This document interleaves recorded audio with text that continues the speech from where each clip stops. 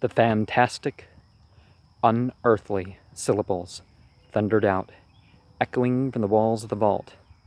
Lay advanced slowly, the crux ansata held high, and from beneath the iron disk, black horror came surging.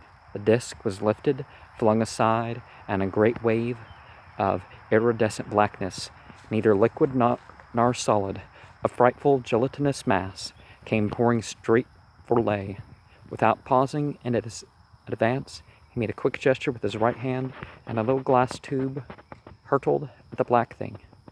Was engulfed. The formless horror paused. It hesitated, with a dreadful air of indecision, then swiftly drew back. A choking stench of burning corruption began to pervade the air, and Carson saw great pieces of the black thing flake off, shriveling as though destroyed with corroding acid. It flung back in a liquescent rush, hideous black flesh dropping as it retreated.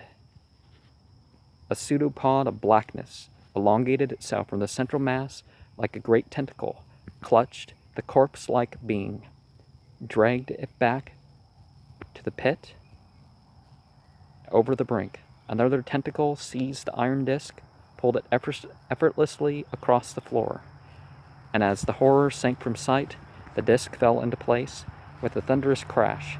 The room swung in wide circles about Carson, and a frightful nausea clutched him. He made a tremendous effort to get to his feet, and then the light faded swiftly and was gone.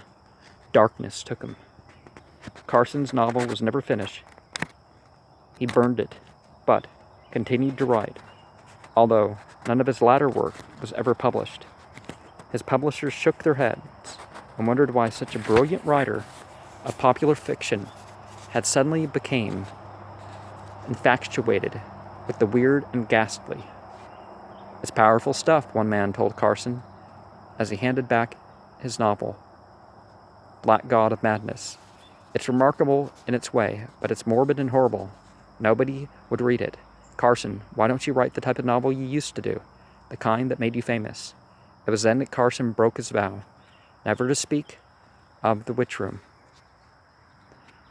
And he poured out the entire story, hoping for understanding and belief. But as he finished, his heart sank when he saw the other's face, sympathetic but skeptical. "You dreamed it, didn't you?" the man asked. But Carson laughed bitterly. "Well, dreams are their own type of reality, aren't they?" "Yes, I dreamed it. It must have made a terribly vivid impression on your mind. Some dreams do, but you'll forget about it in time," he predicted. And Carson nodded, and because he knew that he would only be arousing doubts of his sanity, he did not mention the thing that was burned indelibly on his brain, the horror that he had seen in the witch room after waking from his faint. For he and Carson had hurried, white-faced and trembling, from the chamber. Carson had cast a quick glance behind him.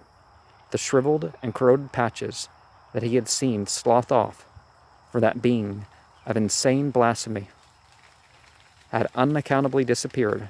Although they had black stains upon the stones, Abi Prin, perhaps, had returned to the hell she had served, and her inhuman entity had withdrawn to hidden abysses beyond man's comprehension, routed by powerful forces of elder magic, which the occultists had commanded. But the witch had left a memento behind her, a hideous thing which Carson, in that last backward glance, had seen protruding from the edge of the iron disc as though raised in an ironic salute, a withered claw-like hand.